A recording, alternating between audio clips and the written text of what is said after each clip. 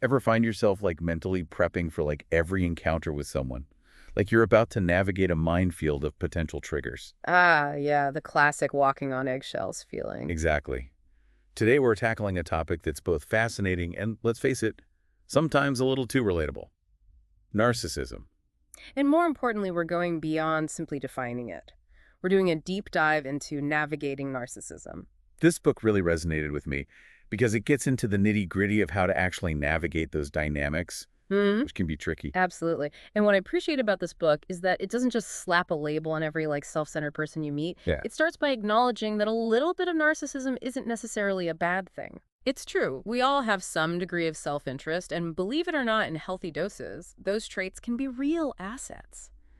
Think about it. Advocating for yourself during a performance review, pursuing a passion project, those are examples of self-interest working in a positive way. Right, a little self-promotion never hurt anyone. But this book is all about that tipping point, those red flags, where, someone's Instagram feed starts to look less like a highlight reel and more like a shrine to their own awesomeness. Precisely. And to illustrate that point, the book gets into some fascinating historical examples like Alexander the Great and Cleopatra. Whoa, so we're talking about narcissistic tendencies throughout history. I'm already hooked. Ta-da. But how does linking those larger-than-life figures help us navigate, say, a coworker who takes credit for all our ideas? That's a great question. By drawing parallels between those iconic figures and everyday behaviors, the book helps us recognize patterns. It's like, okay, maybe our coworker isn't demanding to be declared a god, but their need for constant praise for even small contributions, that constant need to be in the spotlight, those are echoes of those same traits. That's such a helpful way to look at it. Okay, so historical hotshots aside, how does the book help us spot those red flags in our own lives? It dives into the core characteristics of narcissism, and I think this will resonate with you particularly. It talks about how a key characteristic is a real struggle to empathize with others, which can make communication so challenging. And for someone like you who values clear, direct communication, that lack of empathy can be a major source of frustration. Yeah. Took the words right out of my mouth. Uh, It's like, I get it. You think you're fantastic, but can you hear me trying to tell you something important here? So the book dives into recognizing those patterns, but does it offer any practical advice on what to do about them? That's where this book really shines because it doesn't just diagnose the problem, it arms you with actual strategies. And since you're all about efficiency, you'll appreciate that the book breaks down how narcissistic traits show up in different areas of life: romantic relationships, family dynamics, even the workplace. Okay, so we're not just talking about deal with like a self-absorbed friend, but also how these dynamics can play out with a boss or a family member. That's huge. Give me an example. What's one of those practical strategies the book suggests? Well, one thing it emphasizes is the importance of setting boundaries. And we're not just talking about vague suggestions here, but actual scripts and phrases you can use. Now we're talking. Scripts. Tell me more. For instance, if someone is constantly interrupting you, the book suggests a line like, "I understand you're excited to share, and I want to hear what you have to say, but I'd appreciate it if you could let me finish my thought first." It's about being assertive, but also respectful. That's so helpful because I think a lot of us, myself included, we shy away from those direct statements because we don't want to rock the boat. Yeah, But hearing it phrased that way makes it seem so much more doable. exactly. It's about reclaiming your power in the conversation. And for someone like you who values clear communication, that can be incredibly empowering. Totally. But I have to imagine that even with these scripts, sometimes it feels like you're talking to a brick wall. Like no matter how clearly you communicate, it's not getting through. You're spot on. And that actually leads us to another crucial aspect the book tackles: seeking professional help, not just for the person exhibiting narcissistic traits, but also for those around them. Oh, that's interesting. I was about to ask about that because sometimes it feels like you're the one drowning in all this. Like, wait, maybe I'm the problem here. Hmm. It's a lot to process on your own right. Absolutely. Right. And navigating those feelings of self-doubt, that's another area where the book offers valuable insights. It doesn't shy away from the emotional toll these dynamics can take on the people around the narcissist, and in fact, dedicates an entire chapter to exploring that. Okay, so we're talking about setting boundaries, potentially seeking professional help. Yeah. But dealing with these personalities can be so emotionally draining.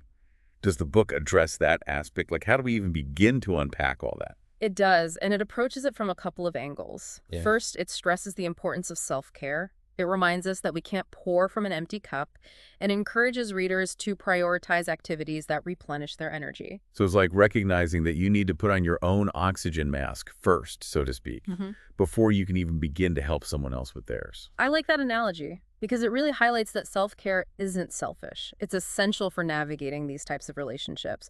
But what really struck me was the book's emphasis on empathy. Okay, now that feels counterintuitive. Yeah. Shouldn't we be building walls, not bridges, when dealing with someone who seems to lack empathy themselves? It seems counterintuitive at first, right? But the book makes a crucial distinction between condoning bad behavior and understanding where it might be coming from. So not letting someone off the hook, but trying to understand the why behind the behavior. Precisely. And that's where the book gets really fascinating because it delves into the idea that a lot of narcissistic behavior stems from a place of deep insecurity, often rooted in childhood experiences. It even mentions that sometimes those larger-than-life personas are really just a cover-up for a fragile ego. Wow, I never thought about it that way. It makes you wonder, like, who were those historical figures? Alexander the Great and Cleopatra deep down. What insecurities might they have been masking? That's the million-dollar question, isn't it? And while we can't psychoanalyze historical figures from afar, I think it highlights an important point. These traits often stem from somewhere, and recognizing that underlying pain can actually shift how we react in the present. Like, this is making me think about that whole concept of narcissism existing on a spectrum. Yeah. It's not just a black and white, you have it or you don't kind of thing. Exactly. And the book uses a great analogy. Instead of thinking of narcissism like a light switch, on or off, imagine a dimmer switch. We all have that capacity for self-centeredness within us, but it's the intensity and how those traits manifest that really determines whether it's a healthy dose of ambition or something more problematic. That dimmer switch analogy is perfect. I'm definitely stealing that one. But it makes you wonder, what about those times when you've tried everything, you've set boundaries, you've tried to communicate, and it's like talking to a brick wall? Is there any hope for change in those situations? That's a question a lot of people struggle with, and the book dives into it head on.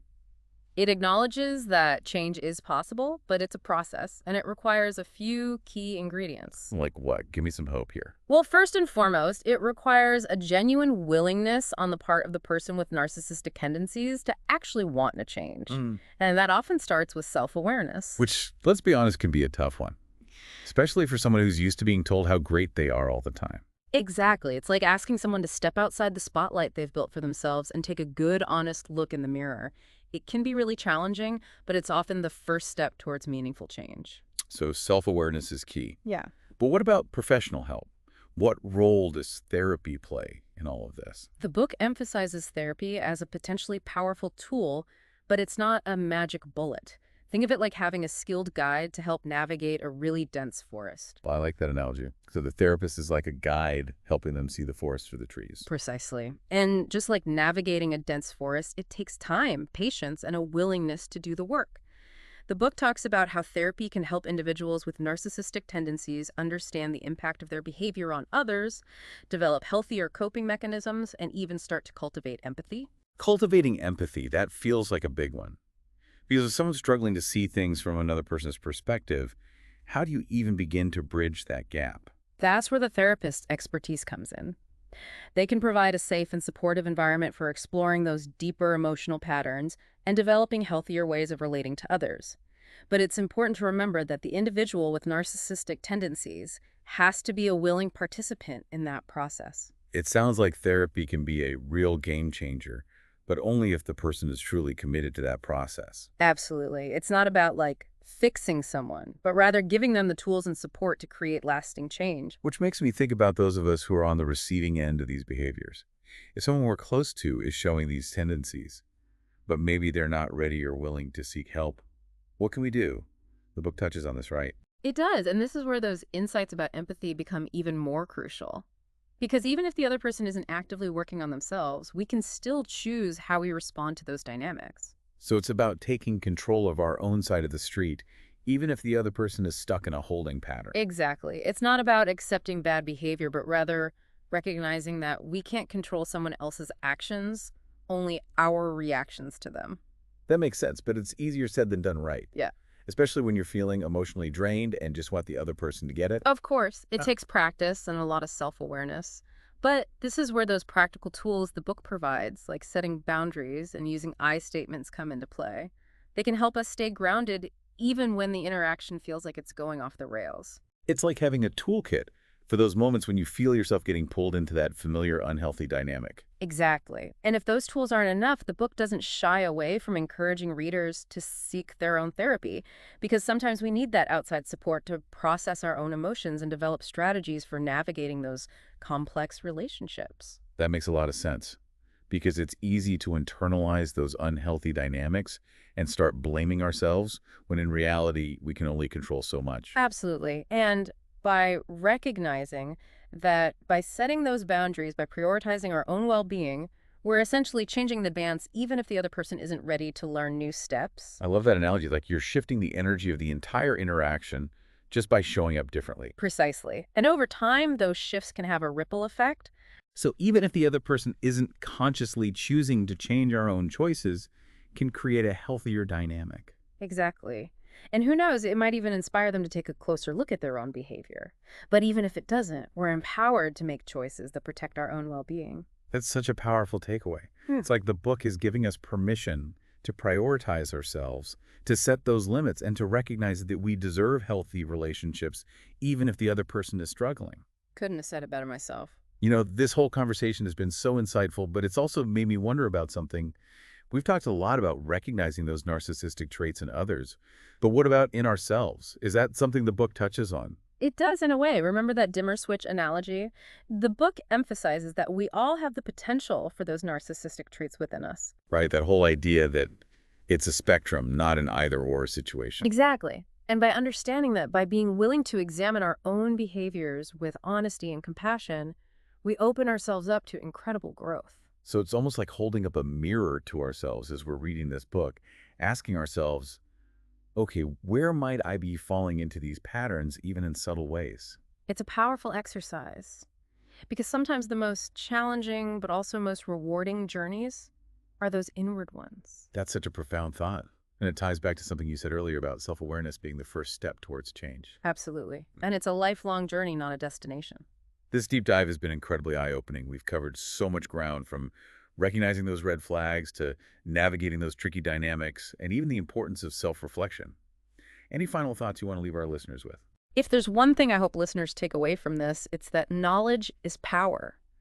By understanding these patterns, by arming ourselves with those practical tools, we empower ourselves to create healthier, more fulfilling relationships. Couldn't agree more.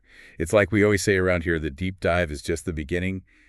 Now it's up to you to take that knowledge and make it your own. Beautifully said. And on that note, we'll wrap up this deep dive into navigating narcissism. We'll be back next time with another fascinating topic, ready to unpack even more insights with you. Until that.